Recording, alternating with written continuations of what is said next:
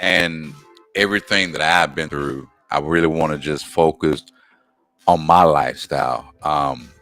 We went back the other day, and we got a new co-host. So we introduced a new co-host, um, which is Lay. And we shared in that podcast. We shared her life story, and what made me honestly go and to tell my life story and tell what I've been through, um, is the recent experience that I had. To be honest with you, yesterday. Yesterday, I went and this podcast is honestly about truth. So I went um and found Lay, my co-host, on TikTok, and I found her. I seen one of her posts where she was getting abused in the relationship. Um, and so I reached out to her and asked her, come on and tell your story about what you experienced. And the conversation between me and her, it landed into like different direction. To be honest, we went from the telling your story, and then we turn around and came to an executive decision. Well, me it went to an executive decision and made her the co-host.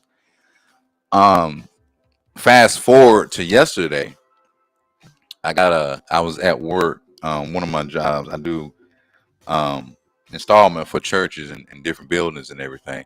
So I was on a job site yesterday, and I got a phone call. Well, I got a text message, and the text message was like, "Hey, do you know who this person is?" And I was like, "Shoot me the number.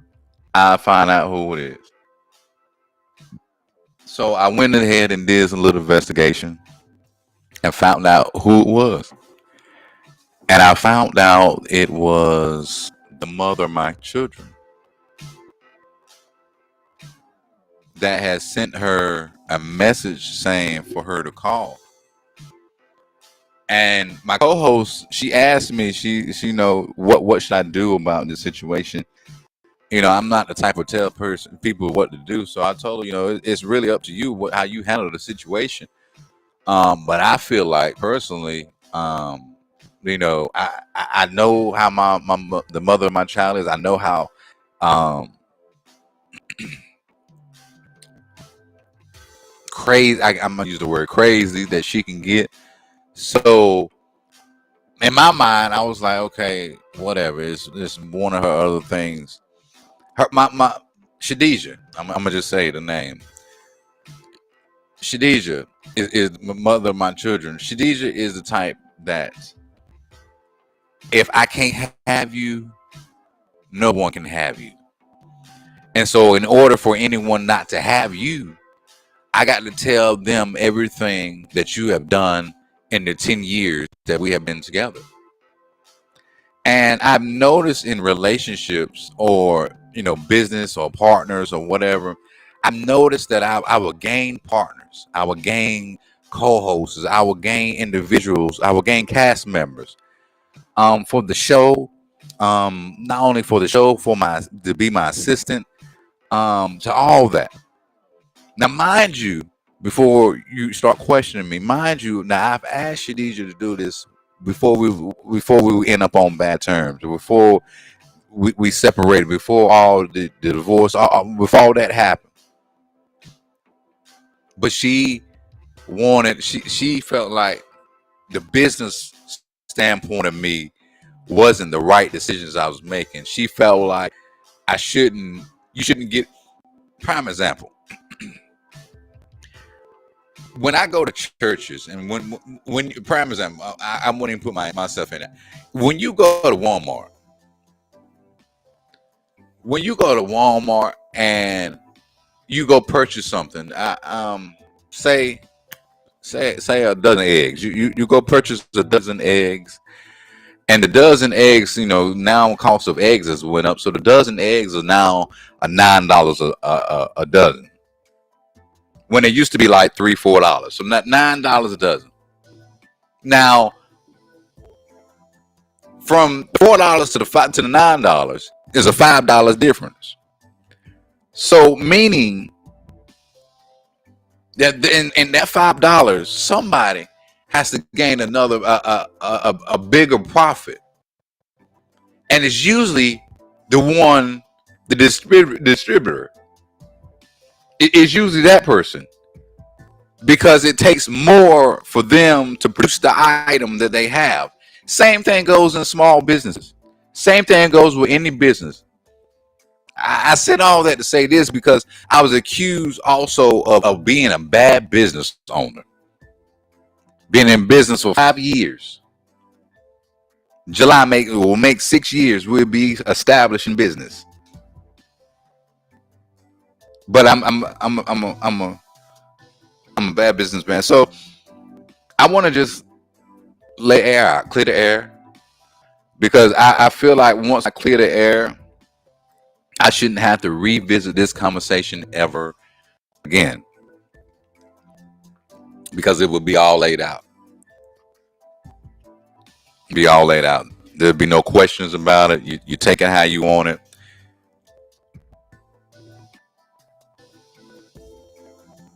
So, by me saying that, I want to start off and say that when I jumped out, first of all, with my mother and father. As a little kid, I seen my mother and father fight. And it wasn't the usual, fussing. It was physically fighting.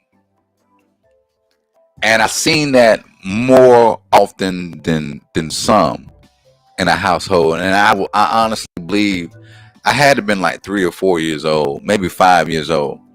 And I would see that every day, or almost, or at least once a week, that mom and dad is fighting.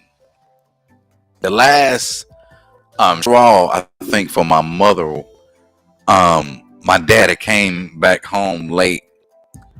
Well, he was supposed to come home that afternoon, but he didn't come home until that night. And my father didn't like questions, or like being questioned. I'm the same exact way. Don't question. I'm a grown man. Don't question me. So my father was getting questioned by my mother, and my father didn't like it. He pushed my mother into my room. My mother slid. She was in the hallway. She slid from the hallway all the way into my room and hit her head on the windowsill, on the bottom of the windowsill. So between the wall and the start of the windowsill. Hit her head. She got up, started fussing again, and pushed him down 13 flights of steps. He got up. He left. Mama told me and my sister, sleep in my room tonight. Let's sleep in here tonight. Let's all sleep together. My sister may not remember, but I remember we had a water bed. Well, my mama had a water bed. And I remember that water bed because everywhere we went, I will always remember that she took that water hose that was in the back of the house and ran it in that window, and to pump that water and put that water in that bed. And I hated that water bed because even if you want to sit still, you couldn't sit still. But I hated it. So I remember it. And I told myself after that happened, and I told myself, and I kept telling myself that, you are not going to come out like this. You're not going to end up like this, that you're going to be better than what your mother and father has been. You're going to be better than that. And I honestly believe that. And I stuck to it. But I at least I tried to anyway. But I fell short because I found myself being a hoe. And something I didn't realize about my father is that he was a hoe. Even if you listen to Daddy, to this day, you still a hoe. You pops, so I can talk to you like that. But you still a hoe. You've been in more marriages, and I didn't know about it, but you've been in more marriages in my 33 years of living than your 55, I think 53, something like that, year old. And so my whole life, me and my mom, we had a cool relationship. We were a relationship. I was really the man of the household until she really got lonely and found someone else and kept finding people and kept finding people and kept finding people. And in the last podcast, I told you that there were so many friends, or there were so many men that were kept coming out my mama's house because she felt lonely. And that is true until my mom found my stepfather. They've been together for, God knows, it's got to be at least 20 something years, 20 odd years. It's been a long time. But I can remember that when he started coming into the household, things started changing. And which things should change when a man comes in the household, but it was like, man, you just got here. What you know about raising us? What you know about, taking care of? You just got here. Granted, yeah, you got your two daughters. They living in separate homes with each of their mothers. So what you know about us? And me and him had resentment throughout my whole teenage years. I can remember through middle school, through high school, us living in Rosewood on Charlie Braswell Road, 600 Charlie Braswell Road. We would fight every day. Mom would go to work in the morning. Stepdad would be home trying to find work, because at the time he didn't have a job for a long time, and then he kept going in between jobs and all that stuff. So he would be at the house with me and my sister, and while Mom Meduse is at work pulling 12 hours working at the prison. And so me and my sister, we try to keep our distance from him, because the way we had a trailer, we had a triple wide, but the way the triple wide was set up, Mom in his room was on the opposite end of the house, while the other 3 bedrooms was on the other end. And so we try to keep distance. If we notice he was in the kitchen, we try to wait until he leaves out the kitchen so we can get what we want, because he felt like that we felt like he was being too strong too quickly, and it kind of messed the relationship up. Fast forward, my aunt died from preeclampsia after giving birth to my now cousin Tremel. Preeclampsia, just at a drop of a dime. The doctors told her not to have a child, but she still did it anyway by faith. And it was crazy because my aunt and my mother was pregnant. It was like a month apart. It was only a month apart. And my mom was scared. My mom was scared because we just buried your sister not even a couple weeks ago. And a full month later, you giving birth to my now little brother. He ain't little no more, but my little brother. So throughout my whole middle school and high school, after high school, while I was in 11th grade, I'm gonna just put it all out there. Even when I was in middle school, I was a hoe. Even when I was in 9th grade, I was a hoe. Reason being is because I can remember, I said this in the podcast before, but it got deleted, so I'm gonna say it again. There was one incident that I was talking to this female, and I couldn't be no more than about 15, 16 years old. Probably not even that. Yeah, probably about 15, 16 years old. And I can remember this woman was like 40 something years old. She was a little older than I was. Way older than I was. At the time, she could have been my mother. And the way I was set up, I'm a Scorpio, so I got a good talk game. I can talk you out your drawers real quick. So I talked this woman into sending me her whole entire rent for that month. Tell you the truth, After she sent me the money, she sent it. She sent it on Charlie Braswell Road. She sent it in an envelope, wrapped in some paper, and $600 full of hundreds. After that, I stopped talking to her. I got the idea that hell, I can do and say what I want and get what I want. Just like women, I can say what I want and get what I want real quick. And I took advantage of that. Took advantage of it. Met a girl named Bree. Bree stayed in Raleigh. I told this on the last podcast about the last incident with us. Bree, I'm gonna just lay it all out. Bree, she's okay. The attention that I wanted and the attention that I needed, I found it in her, because she was like the clingy, skinny type, light skinned female that you can just basically fit in your daggone pocket. Like she was small, but she was emotional. She was everything that a man could want. When it comes, like she was on the grind. She went to school. She went to work.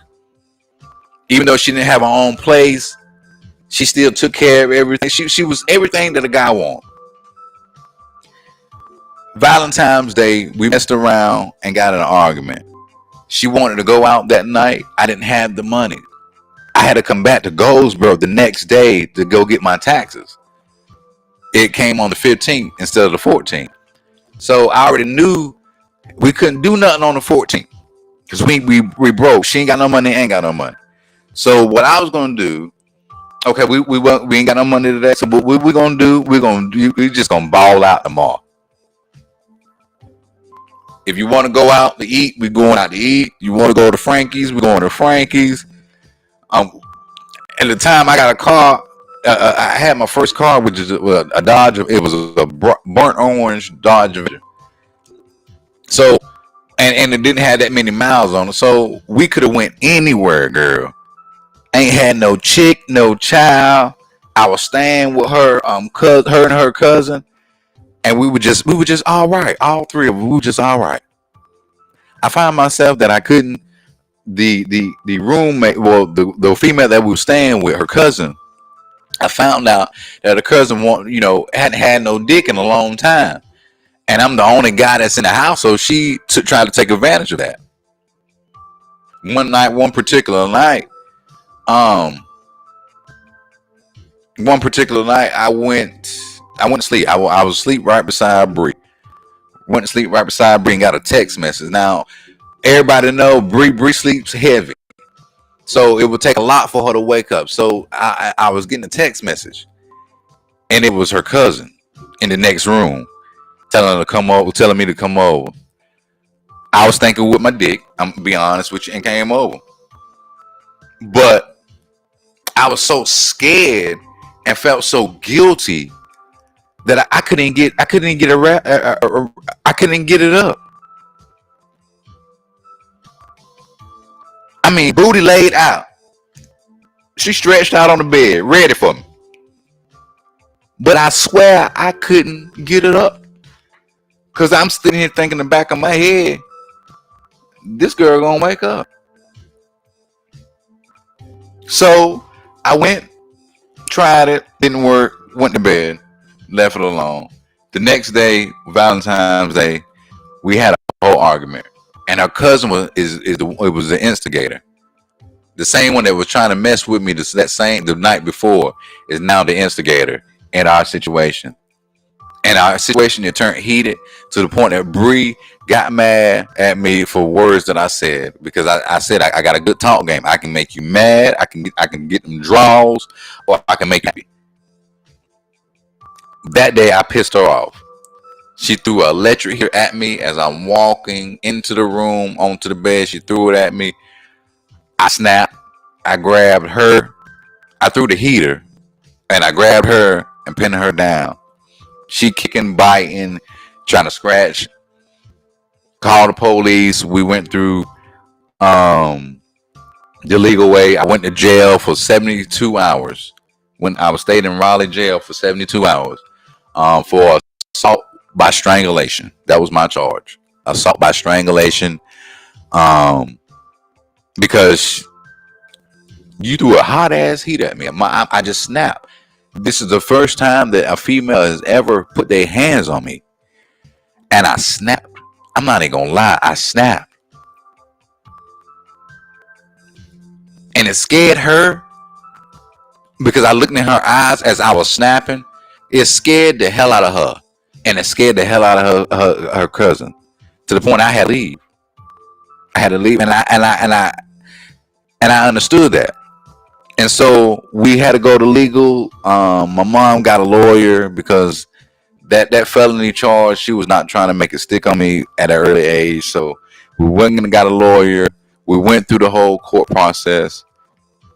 Mind you, while I'm going through the court process with the girl that called the police on me, we're still having conversation. I'm still going back and forth to Goldsboro to Raleigh about every other day, or at least honestly, there was times it was every single day that I was going to Raleigh, making sure this girl eat, just to spend time with her, get a little booty, and leave. That was my girl. That was the only person I really rocked with. And so she rocked and she played that role until court was over with. After they dismissed the charges, because she would speak and wouldn't testify against me, after they dismissed the charges, she dismissed me. Told me that she didn't feel comfortable around me, which I understood. But I didn't understand because you waited this long. I was still getting booty. I was still spending time with you. I just couldn't go over your cousin's house, but I met you over your mama's house. I knew where mama stayed at. I knew where brother, me and her brother was cool. He died about a couple years ago, but he was cool. Everything was okay. After she dismissed me, I went ahead and left, went to Kinston, found another girl named Shakia. Shakia. Me and Shakia. Shakia was supposed to be like, have you ever had that person that that you're not gonna get in a relationship in, but they're some cool people that you can be around and potentially have sex with, and nothing will come about it. Which is Shakia was that in that category, because that one night stand, and I remember it to this day. I went to her house. I was driving the Dodge. I went to her house. She told me to pull up on her. I pulled up on her. She had her friends downstairs just to make sure everything was all right. We went upstairs. 30 minutes later, because we've been talking forever, so 30 minutes later, we ended up getting it. This is the first time that she had sex in a long time, and the way she was hollering, the bed moving, and her friends laughing and knocking on the door, daggone it, I was doing the job. And that one night turned into 2 years. I didn't come back home. That booty had me wrapped tight. That tall booty had, I'm just be honest with you. That tall booty had me messed up. And then turn around and her family, I guess her family didn't like me. Well, they tolerated me. They didn't like they didn't like their sister, or they people's getting played. So when they found out that I was had been talking to other females, because mind you, I'm a hoe. So Kinston is not the first time I've been there. I had a girl already there I was messing with for a long time. So when they found out that I was still messing with the girl from down there, another girl from down there, we had a disagreement and a physical altercation. And after that, I went back to Goldsboro and been single, been hoeing around until I met my damn wife, Shadeja. Well, at the time, girlfriend.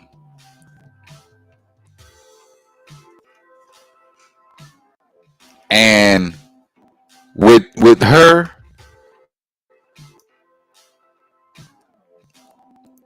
it was with her. It was more so.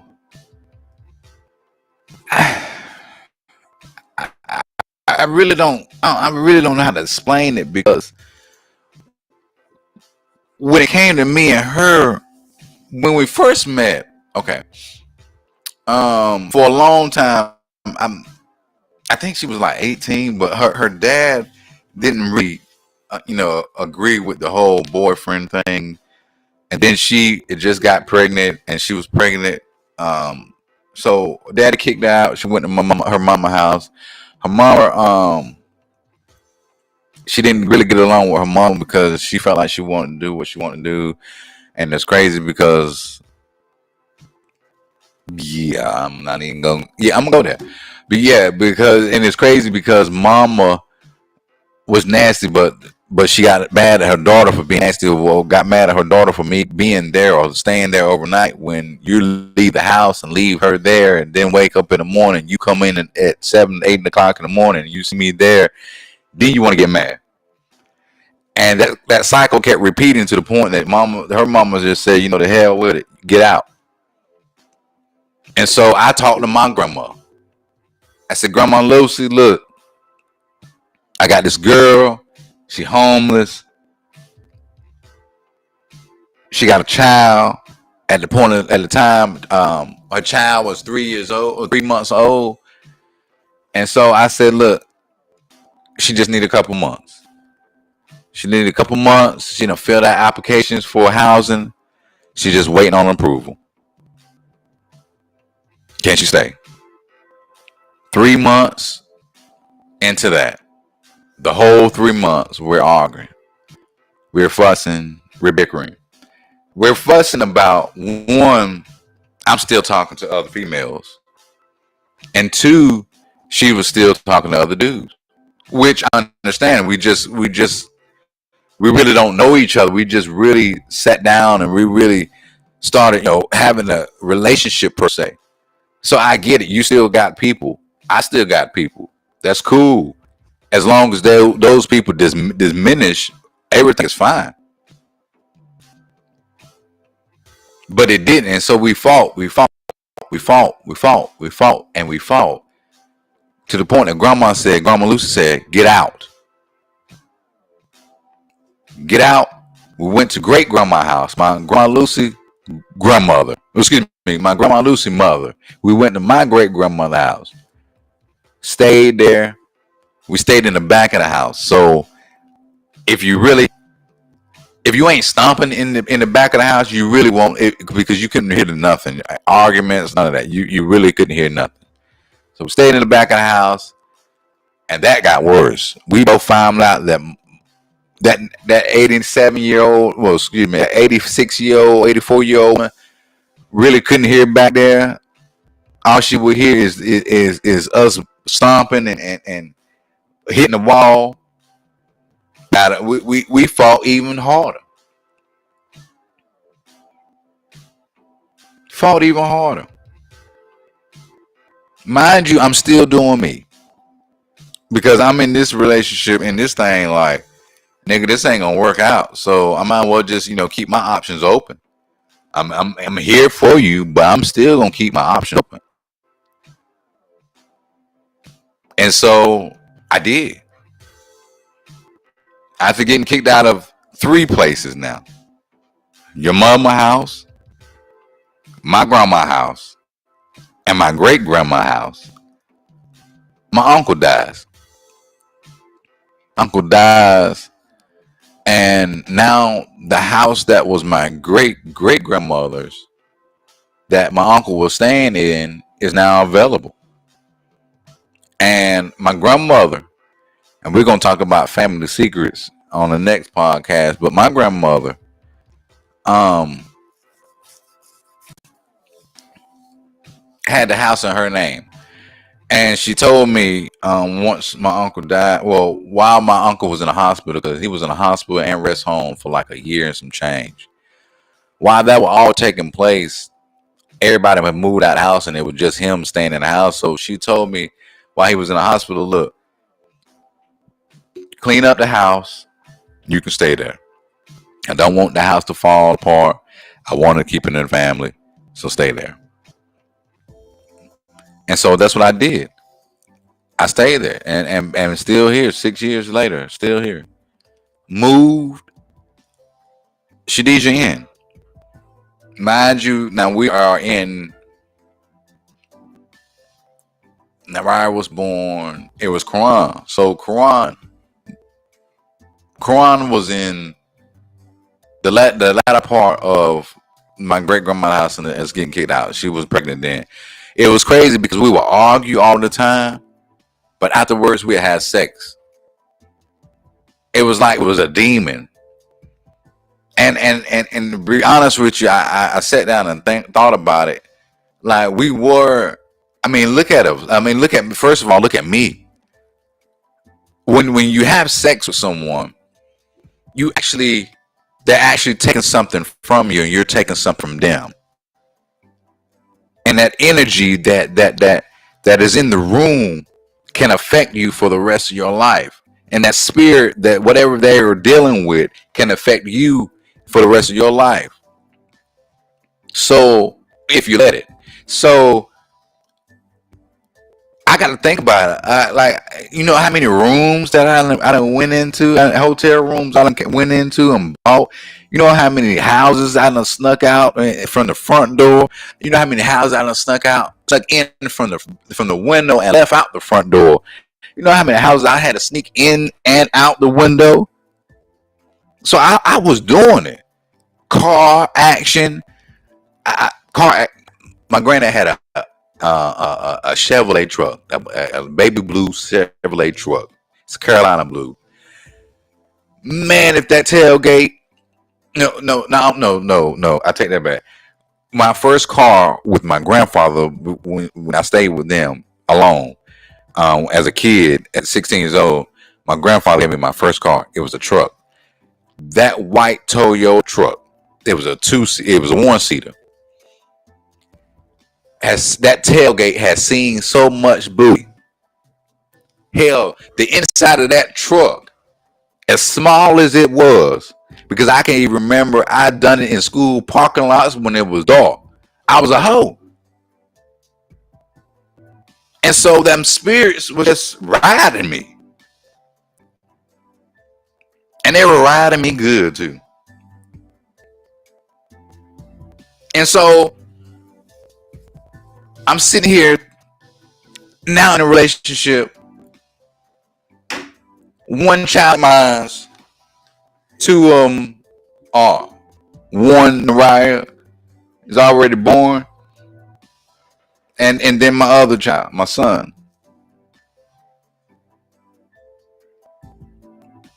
And all through that, we're going through hell. In the house that was given to me.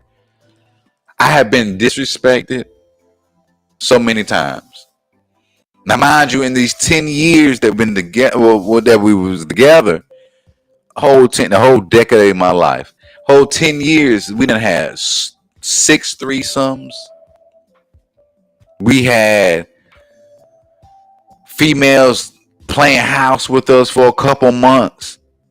Now these the females that I was messing with, because mind you, I was always working, always had a job,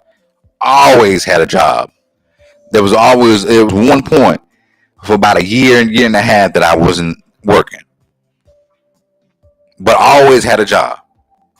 Chick-fil-A, Bojangles, Butterball, Case Farm. I always had a job.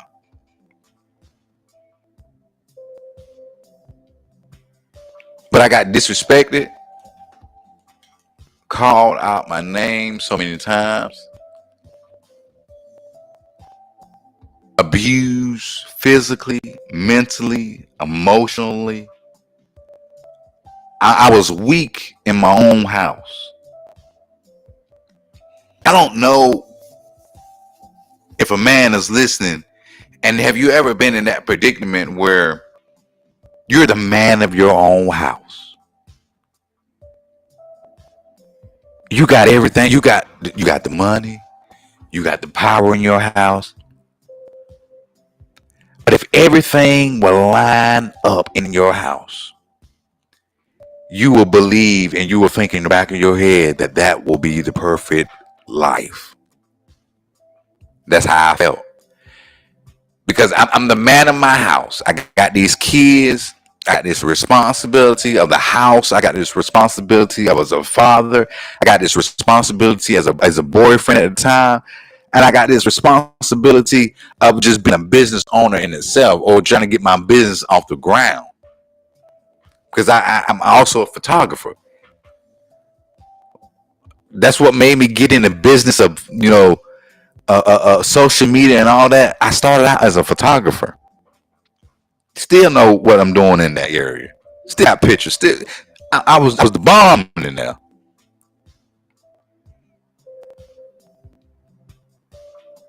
But I was always come home feeling defeated, feeling lost, feeling like I had no control of my own house.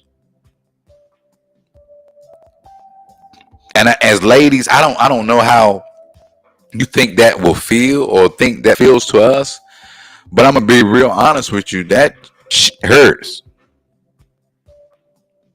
That hurts real. To know that you're giving your all, you're doing your best. You coming home. You're work as a man. You're working. You're coming home. You're home. You're at work. One of the two. And with me, I was so involved in the church, so it was either I was at home, I was at work, or I'm at the church. One of those three. He don't really go out that much. I did the club scenes with different folks and different guys and different girls, and I really don't like the loud music. So I'm at these three places: home, church, or work. And still, when you get home, feeling less than. I honestly feel like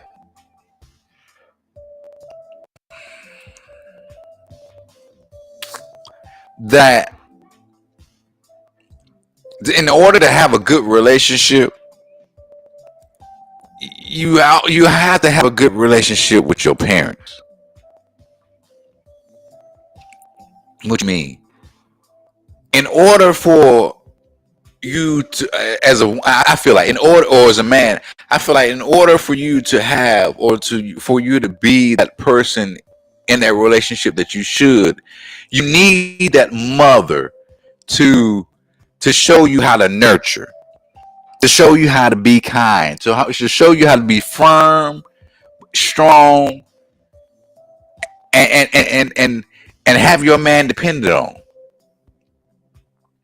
And then I feel like that needs to be the father in the home to teach the man how to treat the woman, and also for the woman to see how a man should be treated or wants to be treated. So that's why I honestly feel like, and that's why the statistics are so high, is because a lot of households are not um,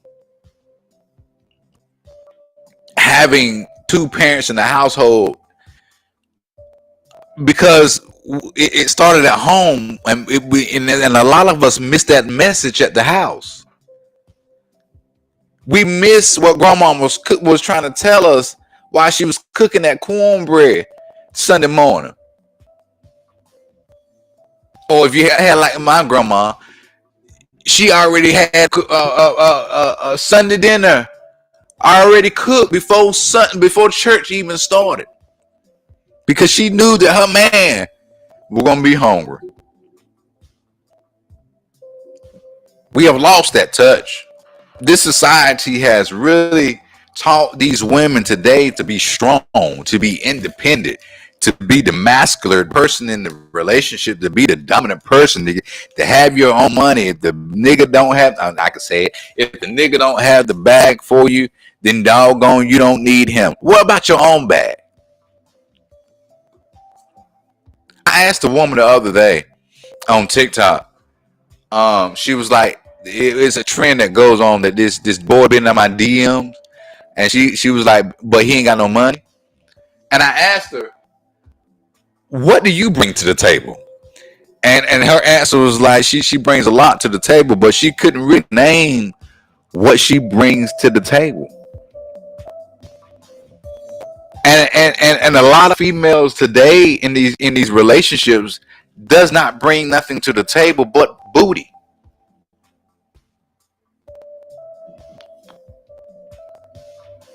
Okay, so my marriage, we got married. The only reason why we got married, I'm gonna be honest with you, don't know. My closest family members know about it, and they still call me dumb to this day. But excuse me, about the situation and the decision that I made. But by us going, fighting and changing the houses, we seem to change churches too. Now, my former pastor, I left under him. Well, my home church, I left under him because I was playing with the Lord. I would shout Sunday morning, play the drums, and then turn around. And me and my two cousins would go out and go smoke a blunt. We wouldn't be so far from away from the church now. We would be right in the hood next door. But we either at that park or we in the hood and we smoking the blunt. We smoking it down. Or we going to the house real quick and come on back to the church before pastor finished preaching, because we know he wants some songs, during offering, so we got to be back. We was those boys.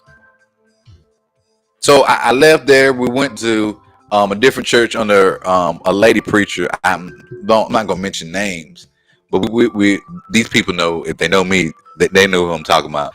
We went under this preacher lady, and she's a powerful apostle, powerful woman. The woman can sing her behind off, and can preach you into heaven if you let her. But she had told me, because she had witnessed of what I've been going through, and she would always tell me, she would always ask me, y'all need to leave each other alone. And she told me, sitting in her office one day, it was me, her, and this other lady, this other woman, she was around my age, and she told me, she prophesied to me, which I have seen it before, the Lord. Because it's something about the Lord. He gave me visions of me seeing people deaths and seeing things in the future. And I never knew what to do with it. So I seen the vision of us leaving the church after I've done everything as far as work for the church. So I seen myself, she said we were going to leave. And yep, we ended up leaving. Like a couple weeks later, another pastor, Jamaican pastor, called me and said, hey, I heard about you. I want you to do some work for us. Come on. He loved me so much.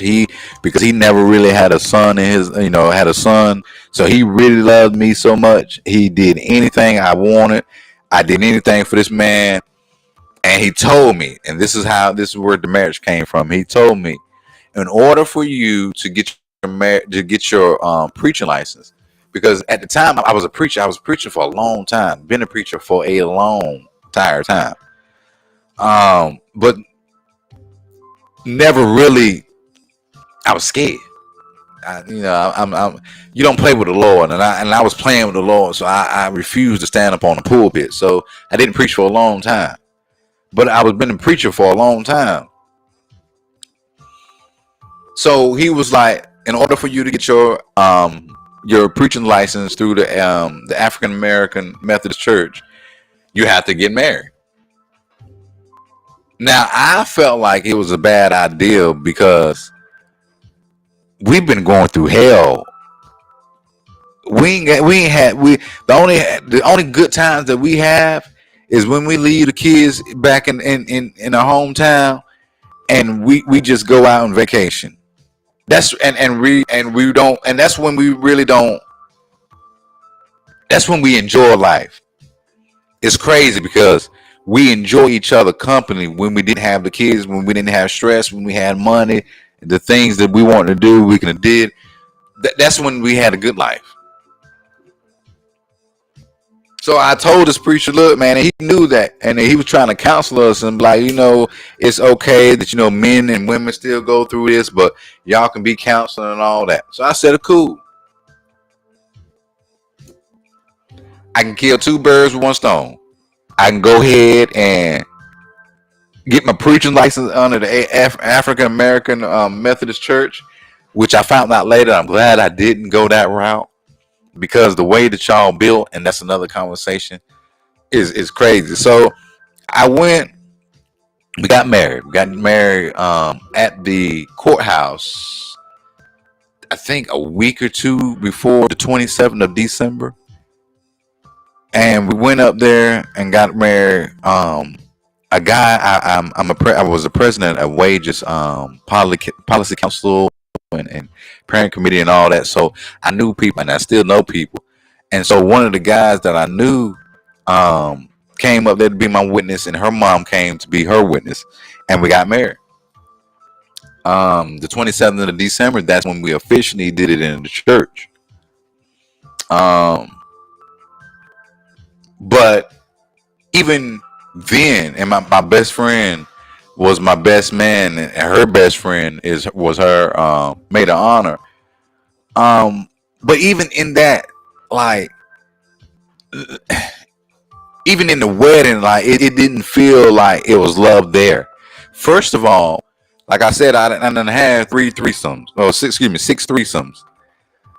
But one of the females that I had a threesome with is her best friend, her maid of honor. So, and mind you, this was only like a couple weeks, a couple months before. Like, no, excuse me, about a couple years before. Well, about 2 years. No, I take that back. It's about a year after we done them things for a couple of times. Yeah, a year later we got married. So I'm standing up there with my best friend.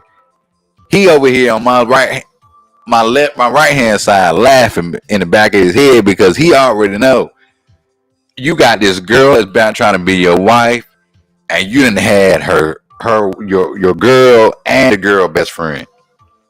So he trying to get in on it. He trying to get in on my best friend. Cool, whatever. But it was awkward. Standing there telling this man, no, repeating what this man is telling me to say to this woman. It was awkward, and it was awkward because we really wasn't in love. Let's face it, we really wasn't in love. There's no way that we will argue, fight, cuss each other out, and do all those things and still be in love. We was toxic as hell for a long time. For a long time. We didn't know which end was which. We was lost. And to this day, she still is lost. So I cheated. I cheated like a mug. I cheated more outside of the marriage than inside. I talked to females, but I only actually had sex with one of them. And I honestly believe that the only reason why I had sex with her is because Shadija sent the girl, I don't know how she found out, but sent the girl a message and found out that me and the girl was talking. And I believe, and the girl told me this, so I honestly believe it. The girl told me that the only reason why she had sex because Shadija kept, asking, you done it with him? Y'all having sex? Hell, she took a shower. She came over that night and she did it on purpose. She brought her a whole bag. Y'all women know what the whole bag is. She went in there. She told me, her house, because, she was going through some things with her people. And they didn't have financial, it was not in the financial state. So she was like, look, I need a shower. After she took the shower, she told me to come in while we was in the shower, while she was in the shower. Did some things, then turn around and did some more things in the bedroom. And I honestly believe that, like I said, it was only because of Shadija pressuring her. But I said this, I've been up here for what 50 minutes now sharing this, and I'm saying all this is because I want to clear the air. I want to clear the air. When I was young, I got molested. I told this in the podcast before. I got molested by preachers in the United Holy Church. One particular preacher, my pastor, my home pastor, went up there to Kinston to go preach at his church. I was the drummer. Didn't know that the preacher of that church, the pastor of that church, was eyeing me the whole time. The next time that he came to, I almost said the church name. The next time that he came to the church, to our church in Goldsboro, he asked me for the number. He would go preach the word of God. After preaching the word of God, go to his house and be ready to play in some booty. And I was so affectionated with preachers that I didn't know what the hell to do. If I told another preacher in the United Holy Church, 9 times out of 10, the other preachers doing the same thing. So who can I tell?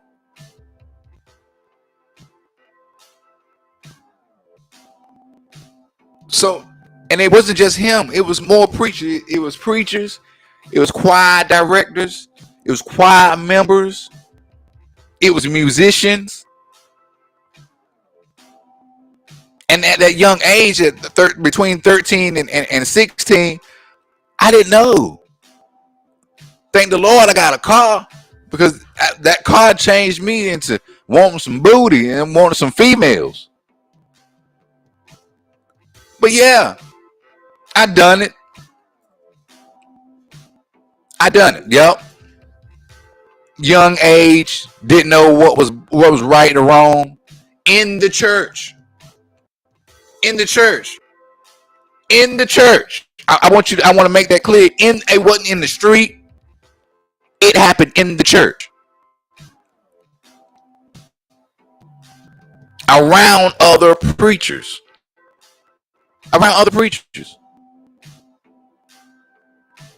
So in the United Holy Church, because if you look at it now, it ain't nothing but a bunch of faggots. So the only thing about it is now that the faggots is honestly, they gave oh God, I'm gonna say this and I'm gonna get in trouble. I'm gonna say it anyway. The only thing now is that they gave the faggots their own churches. Whew. They gave the faggots their own church, and so now they're doing it in their own church. And so the United Holy Church now is a bunch of So I did it, and I'm telling you this story because this is something that I shared with my then wife, and to this day, it's been used against me. So Dre, how did you get over it? How did you move on from it? Because honestly, it was still lingering in my mind that I can get some head from this dude, and ain't nobody gonna tell nobody, because back then being gay, it wasn't a trend then. So it ain't nobody gonna say nothing. Who gonna say something?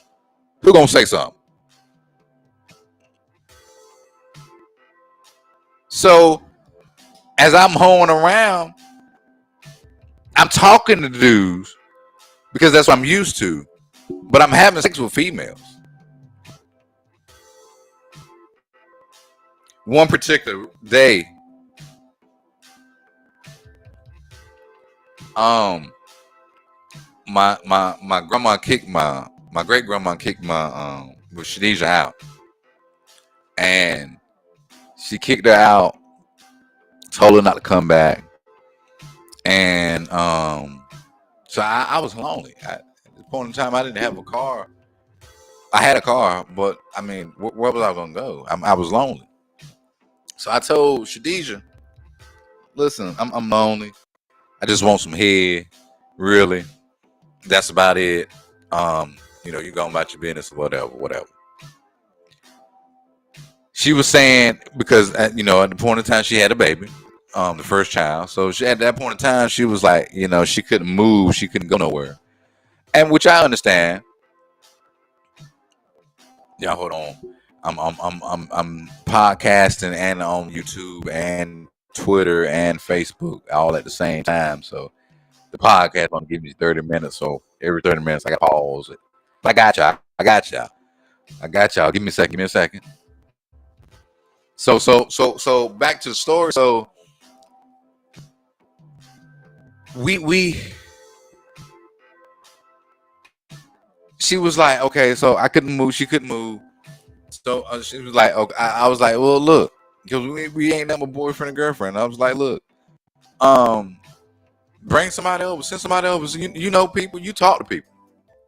I just want some head. Want some head. Now, mind you, ever since I told her that story, and we were staying at my great grandmother's house, there would be gay men come, knock on the front door. My grandma didn't know no better, so she'd be like, walk back there and knock on the door, and thinking it's for me, and I don't even know who it was. Come to find out, Shadija would send gay people to my house. I had a dude one time. Let me get a sip. I had a dude one time came to my house, right? I didn't know him from Adam and Eve. He came in my room. He was like, they call me Dre. Well, back then they called me Dre. I've grown many names now, but they called me Dre back then. So he was like, you don't remember talking to me? I was like, nah. I only know you. And he pulled out his phone. He was like, well, this number's texting me, telling me to come over and give you some head and all that. I kindly dismissed the guy, told him to go on about his business, and me and Shadija had an argument. So that night I told her I wanted some head. I'm gonna be honest with you. 30 minutes later, after I told her that, I got a knock on the back door. Now, anybody know about my great grandmother's house? She has 3 doors, 3 outside doors, front door, the side door, and the back door. And the back door is where my room is, so I can leave my room and go straight outside. And so then I heard a knock on the door. I quickly turned the light on and turned it off because grandma's room was right there. Quickly turned the light on. It was a white dude. This white dude worked at the Bryan Center. Anybody familiar where Bryan Center is? He worked at Bryan Center. He worked at the Bryan Center. He said, look, I got a text message. I got 30 minutes. Let me go ahead and give you some head. Walk off. If the man walked to me right now, I would know who it is. After he got done, gay head or whatever, I texted her and asked her why she do that. And she said, you always told me about the dudes. So that's what she did. And I know y'all women thinking, well, you nasty. And what did she do? She still stayed.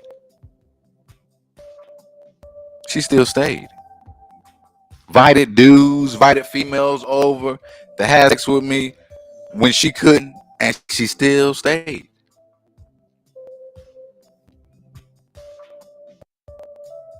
What kind of woman you know that will still stay? And so now, in today's world, since I've done all those things,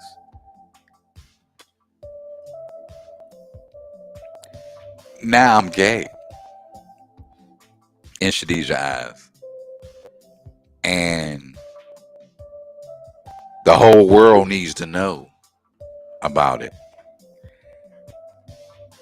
And so the only the only reason why I started this podcast tonight to even share my story, because like I said before, I got to get it out. I was molested.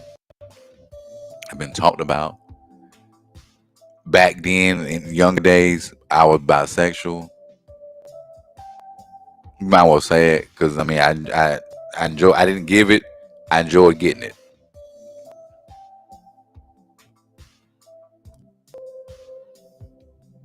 But again, that was when I was 20, 21. I'm 34, 30, excuse me, 33 now. And having touched or having seen no nigga in that way, or that sexual way, since in my 20s. But I'm still getting reminded of it today. And I want to ask the podcast, when is it a time when people, when is it a good time for people to let go of things? Are you that hurt? Are you that bitter that you have to remind people what they have done? You have to remind people of the old you. You have to keep explaining to people the old you. That's what I don't understand. If it's in the past, it's in the past. What can we do about it? How can we honestly grow from that? If I let it go, I ask the Lord to forgive me. What the hell we still are? What the hell we still talking about it for?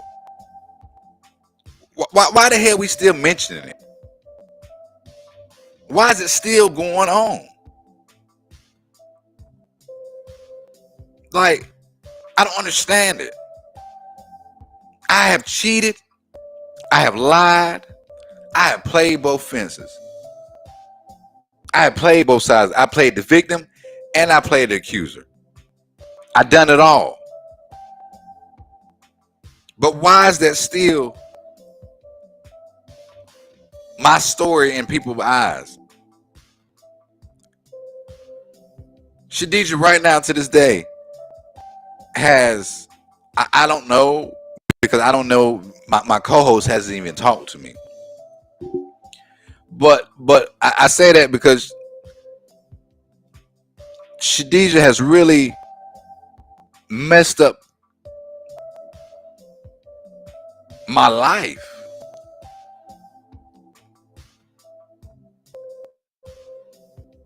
People, I've been to jail. I've been to jail, which I said I really explained, why I've been in jail or what happened or whatever. But do you know that, I don't know if you remember it. If you stay in Goldsboro, you remember it. But I don't know if you remember when that shooting that happened in Fairview. Fairview don't have shooting. So just think back to the shooting that happened in Fairview. Those who are in my same city. And when you do that, I want you to go to the News Argus and just look up the News Argus back. I think it was back in October, November. It happened about 5-6 years ago. Go back and look back at it. I was accused of shooting a person's house, my baby mama house. I'm gonna keep it G and put it all on the record. I didn't do it. I told some folks, about what's going on in my relationship, mainly my homeboy. Told him what was going on. He said, "Don't worry about it." I didn't worry about it that night. Turn around, shots fired. It happened on 2 occasions, shots fired. Told a few more people the second time that, baby mama doing this. Mind you, now when I did this, the second time that happened, I'm riding around. I'm riding around on my lunch break. I was at work, going to get something to eat, and told a few people, and I'm the one that got stopped because I'm the only car that was on the road when the police passed by. So I got stopped. I got accused. I got pulled over. I got arrested. Got charged. Didn't stick. Now I'm getting. I got a phone call the other day. What's day? Friday. I got a phone call Tuesday, and that phone call Tuesday was from a particular woman I know, and she was like, "Hey, you got a summons, criminal summons." So I said, what the hell is a criminal summons? She said, well, it's something where someone took charge out on you. And in this case, it was for harassment. I said, who am I harassing? Because I don't do nothing but I work from home, so I'm always home. I still see my kids. They was all here last weekend. Still see my kids, so who am I harassing? Come to find out, it's Shadisha.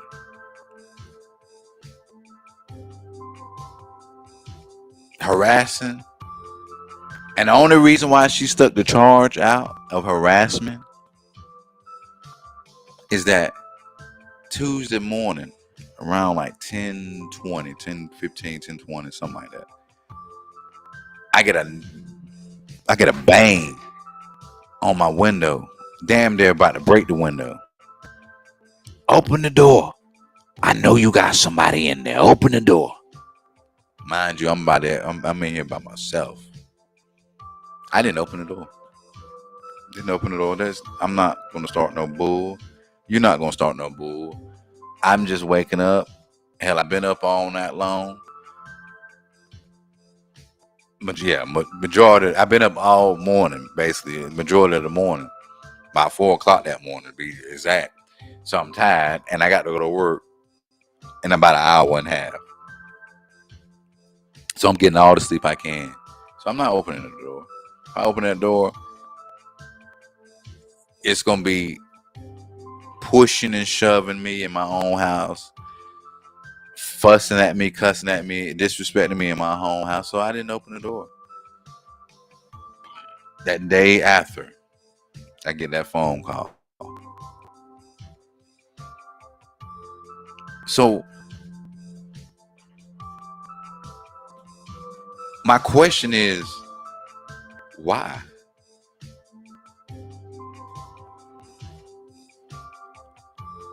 Why not let go?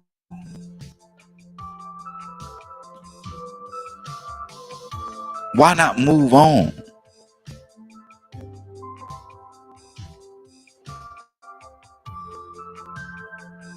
Why not just kick the dust and just say the hell with it? Kick rocks and move on. No, you got to remind people of what I've done.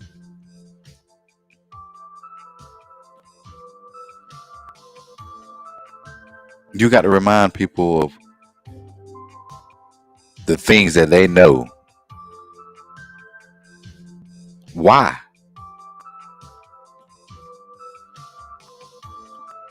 So I'm kind of glad that she did that tonight. I mean, did that yesterday and told my co-host because now I know how to move now. Now I know what to do.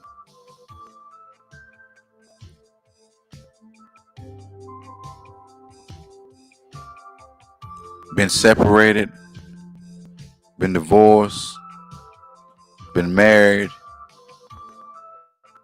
been a father, been a pastor, been somebody president, somebody leader. But yeah, I've done some things.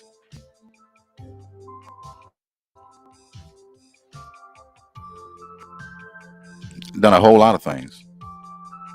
It's 33 years. Jumped out my mama's porch at 16. What you expect? But no father, a stepfather that I didn't get along with, a grandmother and grandparents that were too old to raise a teenager again. Me moving to house, different women to women, different couches to couches, or bed to bed. I was such a hoe. I went to the clinic so many days. I'm gonna just be real. I went to the clinic in my younger days so many times.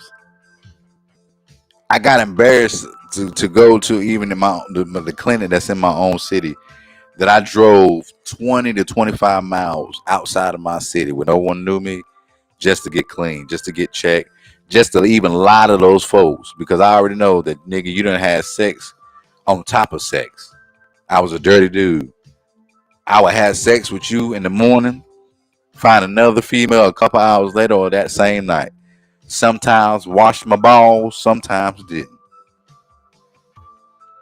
So I find myself in Smithfield.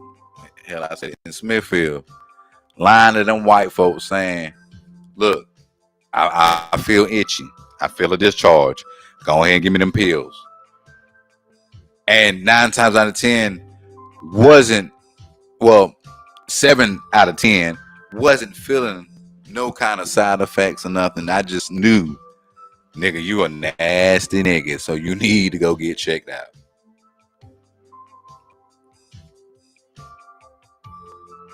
And so I've done a lot of things. We went from pastor to pastor because out of 10 years, she didn't know how to conduct herself in front of folks. So every leader will step me down from being the pastor of their church is because of her. And I thought about this like this is how people try to get you down. That that they hate you so much or they dislike you so much that they will have other people feel the same way about you as they feel about you. They will take it that far. And so I had preachers will tell me, listen, man, you a powerful man, you're anointed man, you got the gift, you can preach up a house, but your marriage is messed the hell up. And there's no way that you can stand in front of that pulpit telling people how to live right, and your household is effed up. And I understood it. And what goes crazy about it, Shadisha understood it more than I did. And so every preacher that we went to, you always show your ass. You always be disrespectful to them, to the point that they don't even talk to you. They rather talk to me because I'm the calm person out of the group. She's the rowdy. To say what's on her mind, to get an attitude wherever the hell she at. One of them bougie ghetto people.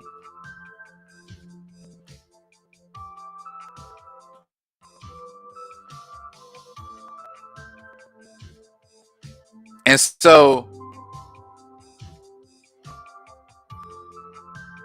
my last pastor, I'm gonna just say his last name, Kurtwood, gave me some news the other day. It was like, man, listen, I need you to talk to your wife, or need you to find out what y'all want to do, or I need you to talk to your girl, or whatever she is to you. That's how he said it. Whatever she is to you. And y'all need to come to conclusion. Are y'all going to work on this thing, or y'all just going to leave it apart and just be co-parents? I have made my decision a year ago, 2 years ago, because it's like women. Men also, if they're emotionally attached, they have to first get emotionally unattached with you in order to leave you. So I for 2 years, I'm telling you to get out my house. I'm telling you to leave. I'm telling you I don't want this relationship. I'm telling you all this, and you're not moving. And so out of 2 years, I've already checked out of the relationship. It was already over with. It was thinking with. So that's when the papers came in. I told her, I drew up the papers. All we had to do was sign it, get it notarized. You tore it up in front of live. You was on Facebook Live. At the time, you had cameras in my house, which I didn't understand that either, but they had cameras in my house. And so one particular day, you had your phone on your desk in my office, and the phone was facing me. And she was on live with her phone, but she wasn't there. She had her other phone watching her live at the house. So I kindly, gently opened up the papers, the divorce papers, showed her the live that she had on live, went through every piece of paper and showed them, look, this is a legal thing. All I need her is to sign it. We go on here about our business. She came back. I left it on her desk. She came back, tore it up in front of the live. Got some more from the courthouse. I haven't seen them yet. Haven't seen them yet. Went to the courthouse. You never showed up. I told the judge she refused to sign the papers. So he did it for her.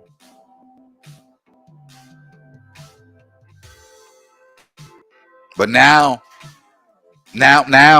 she wants to claim the marriage that we had. She wants to claim the relationship, or she wants to tell people, hey, before you mess with him, before you talk to him, this is what he's done. But I thank y'all for listening to the opportunity for me to share what I have experienced and hearing it from the horse's mouth.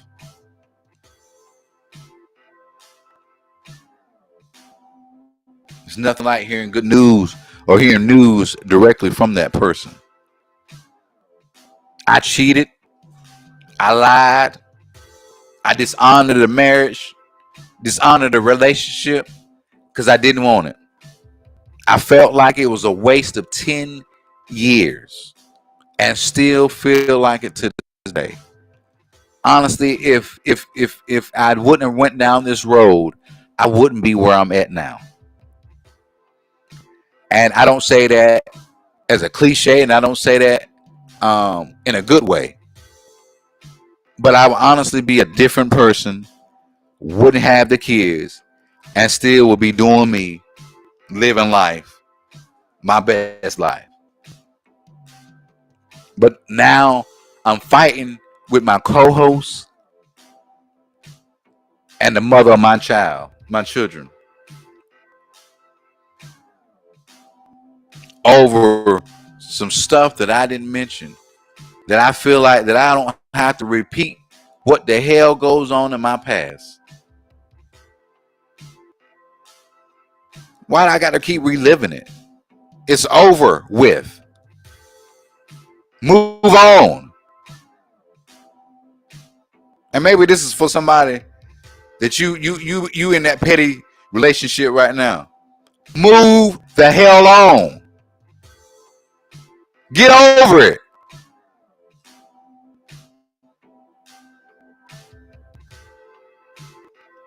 What you still waiting for? What are you still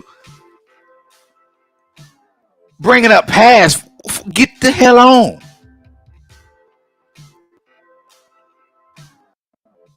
So that's what I done. That's what I done. Smoke weed. I'm not gonna tell you who I'm not gonna tell you the name. I smoked weed with my cousin. My cousins. We were staying out in Pleasant Acres. We went over this woman's house. I'm not gonna mention the woman's name either.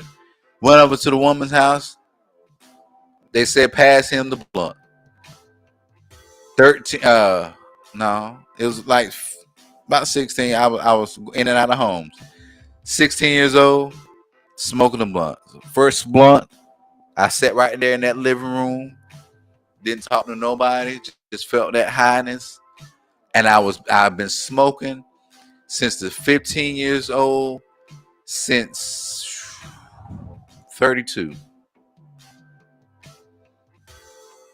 17 years straight preaching and smoking, playing the drums and smoking,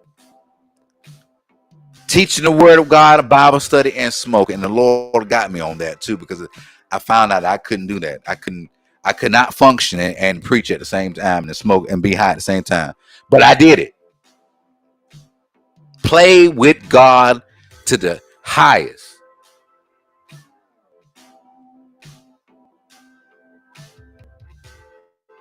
I did it.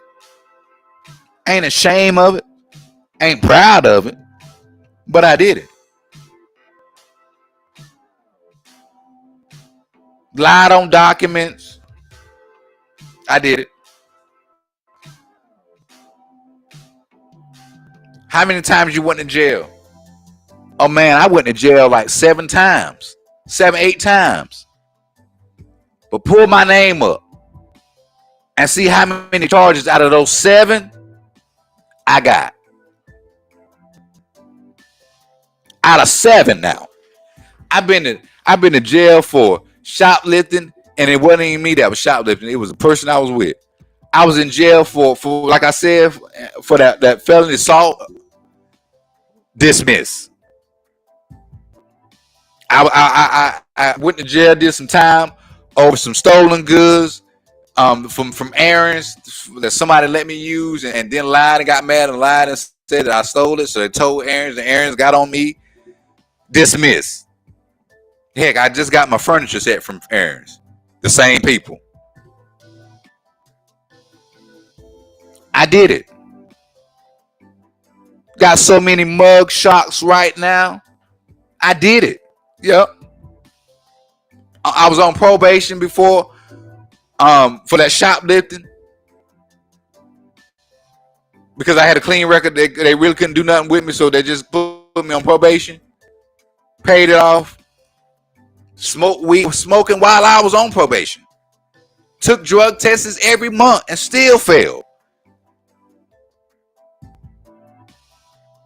I did it. Spent 72 hours. Spent time in jails, 24, 48, 72. The longest I spent was, I think it was a week. And that's because my mama was teaching me a lesson. Told me, if I get your ass out this time, this will be the last time. And she meant that. Every time I go, she don't raise a darn dime for it. Because I'm grown enough to understand it. I did it. But that does not define who I am today. That is not me. That is the old me. And I thank God that I have graduated from the old me. Certain conversations get on my nerves now, and certain conversations I get an attitude with, because certain conversations has been dead to me for a long time. Why keep digging up dead Why? But I thank God that I went through what I went through to teach me where I'm going now. I thank God for it, but I did it. Yep. Slept around. Yep. Both sexuals. Yep.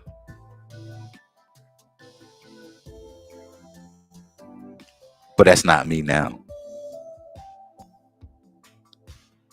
So I appreciate y'all for listening. For me, it's sharing my moments, sharing my story. I hopefully get my co-host to come back up here with me, and so we can do a question and answer like I did hers. But we'll see in the future. I appreciate you. I'm about to close out. Um, but I appreciate you all for listening to me. And for the podcast, I appreciate y'all for YouTube, Twitter, and Facebook. I appreciate y'all for listening to me. I appreciate y'all for tuning in to me. Um, and I really, really, really, really, really, really appreciate you. Because without you, I can't do it without you. Um, and let me put this in the air too. Also, um, now that I have been doing this YouTube, now that I have been doing this Spotify for a minute, Spotify is now paying. Spotify is now paying just to keep that on records because that's one of the things. That's another information that was thrown out there yesterday. That ain't nobody paying, and he broke. I'm broke, but I work for an internet company. I got my own business, and when I'm bored and just need a little these little dollars right then and there, I do DoorDashes every now and then. But I'm not broke from a loan shop. But that's another story. But listen, I appreciate y'all. Um, our next podcast, I hopefully it will be in relationships. Tune in next week, same time, same location here. Let's talk live. I appreciate y'all. God bless.